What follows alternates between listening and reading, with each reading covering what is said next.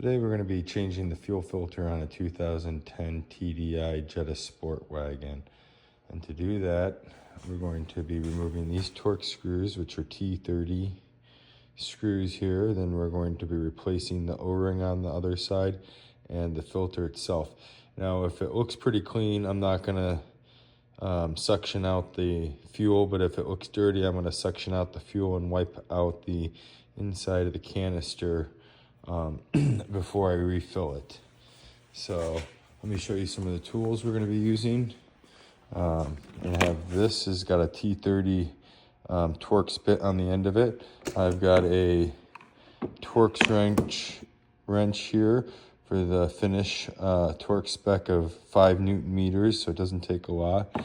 And if I have to suction out any fuel, I will use this, shop towels.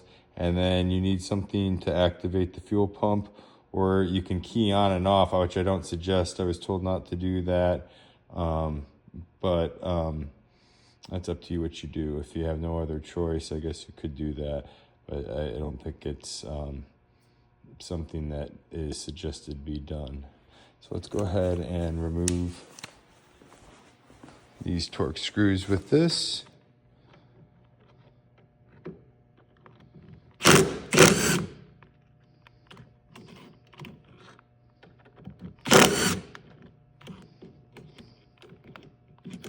Trying to do this one-handed.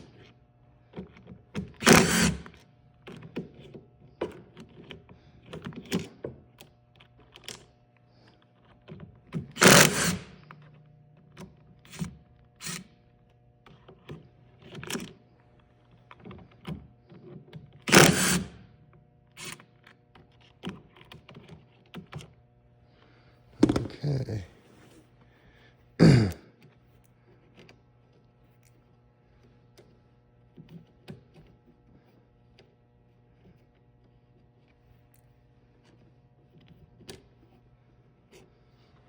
And there is a spot right here that we can use to pry with the screwdriver. Let's put these in a little dish.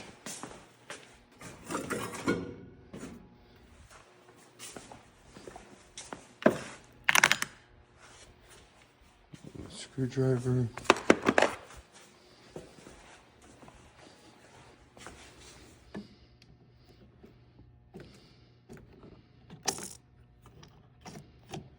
Okay.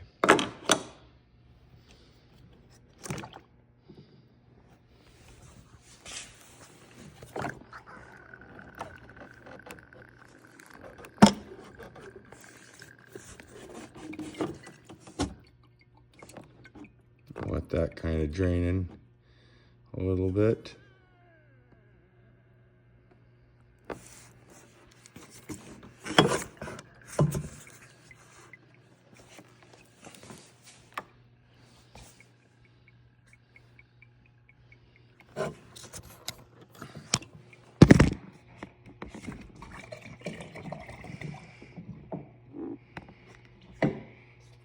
Okay.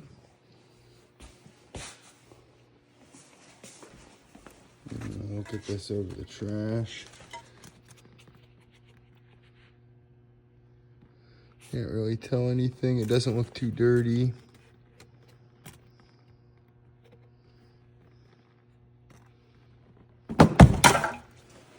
So we're going to be replacing that plus the O-ring.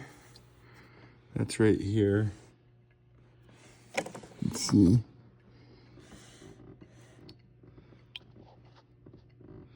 Looks like there might be a little something in there, so I'm gonna go ahead and suction that out, and then I'll dry it out, and then we'll be back.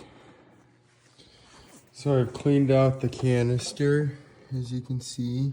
You don't want any debris in there, you don't want any metal. I've got this metering filter on here, so that in case the high pressure fuel pump goes, it doesn't contaminate the whole system and you have to replace the whole fuel system. So you want to make sure there's no metal particles in there, which this looked pretty clean. I've already taken off the O-ring on the bottom side of this. I I used a little pick, but you can use a screwdriver or anything to pry it off with. So we got to put the new O-ring on, and you want to get a little bit of diesel on this. So there's some diesel dripping out of this. So I'm going to go ahead and get a little bit of diesel on this and slide it on. It goes right there in this spot. So let's see if I get a little diesel on this real quick. Get that on there. You want to kind of lubricate it with the diesel. I don't know if I could put this phone where you can be able to see it, but it goes right there. Oops.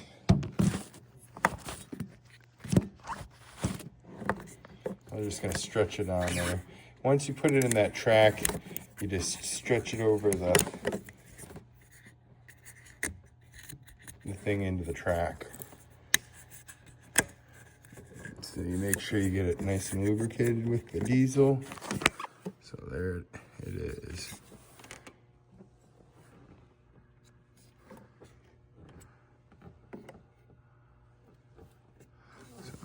Okay, so then we're gonna go ahead and put our filter in, and that's this filter right here.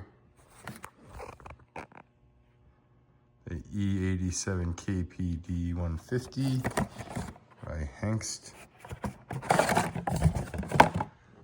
Okay.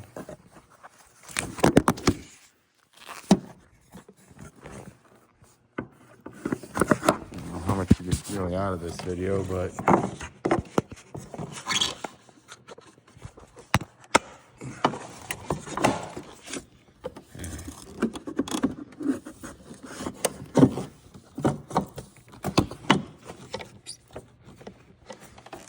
Alright, now you're going to want to make sure it's kind of pressed on there pretty good.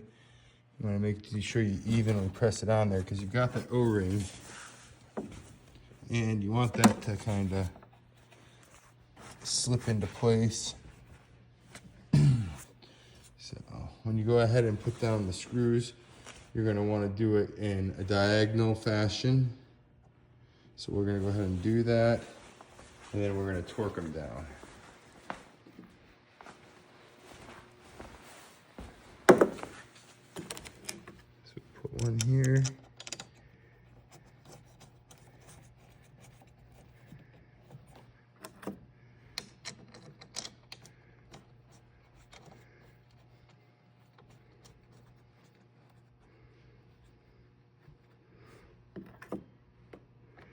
I save the diesel because I use it to lubricate things.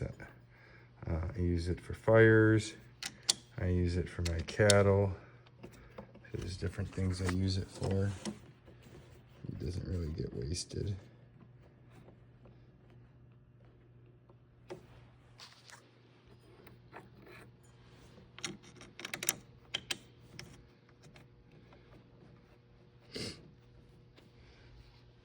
Now when you do these, you're going to want to go slowly. You want to do opposite sides from the other. So you do one side, then you do the other side. Slowly do it because you don't want the O-ring getting snapped or caught and then breaking, so you want to do it evenly. Okay, so then we're going to go ahead and grab our torque wrench, which is set to approximately 5 Newton meters. Okay, it's 5 there,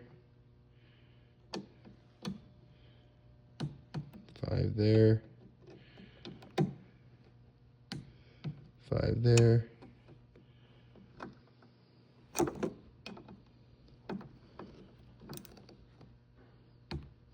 5 there, 5 there. Okay, that's that portion of it. The next thing we're going to do is we're going to go ahead and activate the fuel pump system. So we're going to be using our laptop, in this case, the VCDS program, to activate the fuel pump and fill the system and drive out any air bubbles in the system. So the pumps are all lubricated when you go to first start up the car. If you don't do that, then you're trying to turn those pumps while there's no lubrication. That could be a problem. So we'll be right back with that, showing you where we're going to do that at. Okay. Next, we want to, oops, I guess I dropped the key.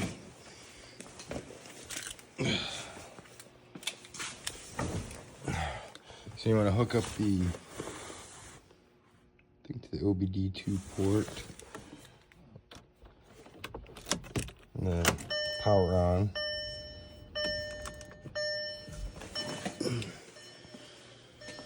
All right, and then we're gonna come over to here, and we're gonna go to whatever that is. It's garbage. Great.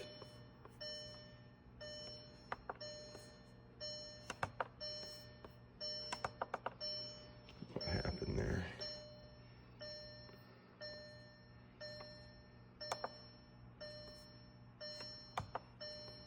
Come on.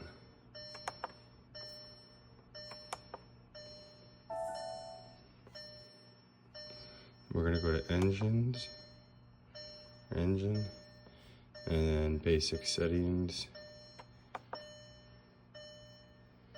Okay, then click on this, and fuel supply pump activation.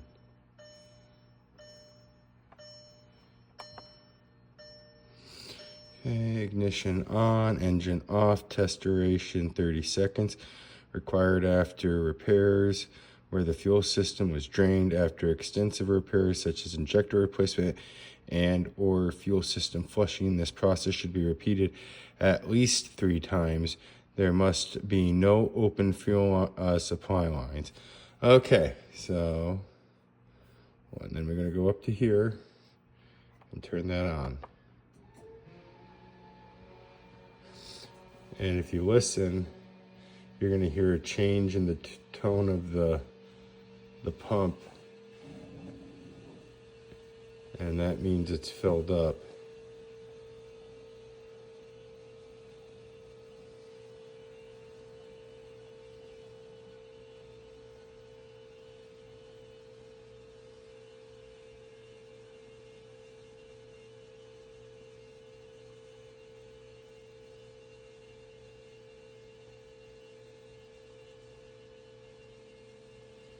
I wasn't paying attention to exactly when I turned it on.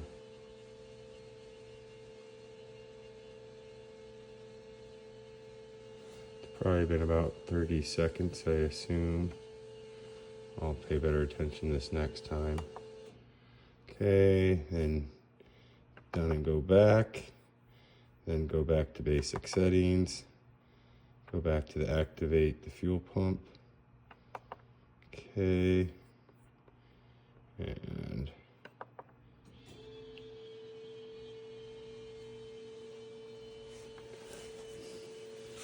let's go ahead and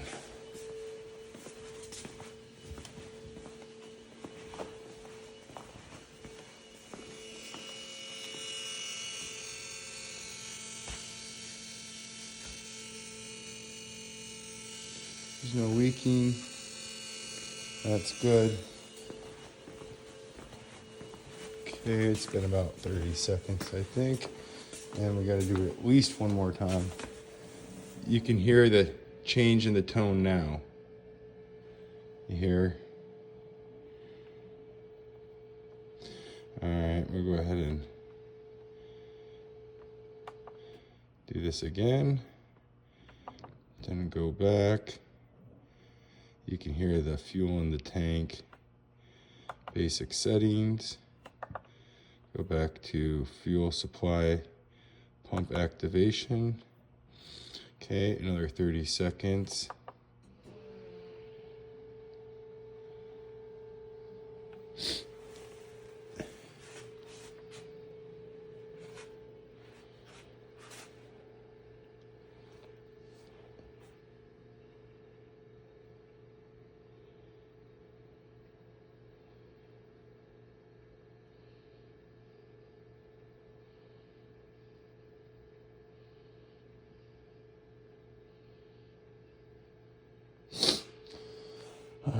We're probably at about 30 seconds.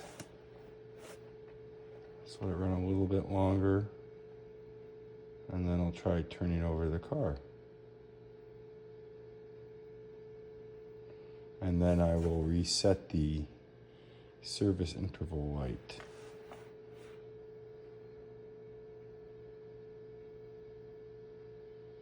Okay, let's go ahead and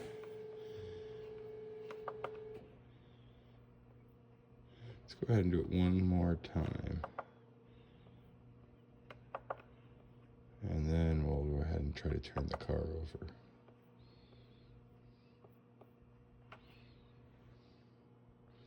So you go back to fuel supply pump activation, and then back to on off.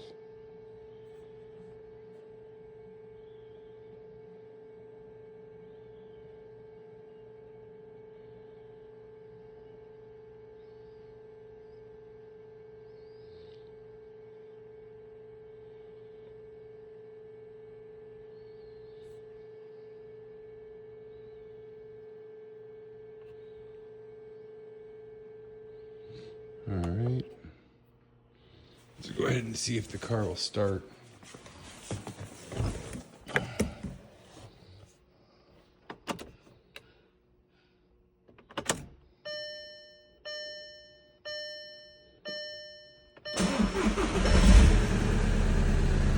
There you go. And for the reset on this one here, it is pretty simple. It's actually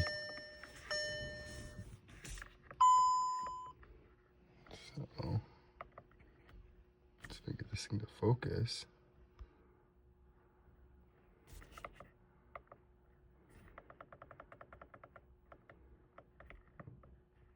And then you can just reset it. On my 2014 Sportswagon, you have to turn on the hazards, and then I believe it's you hold on this button while you turn the key to the ignition on, and then it asks you if you want to reset the service interval. So hopefully the stuff I've shared in this video has helped you out.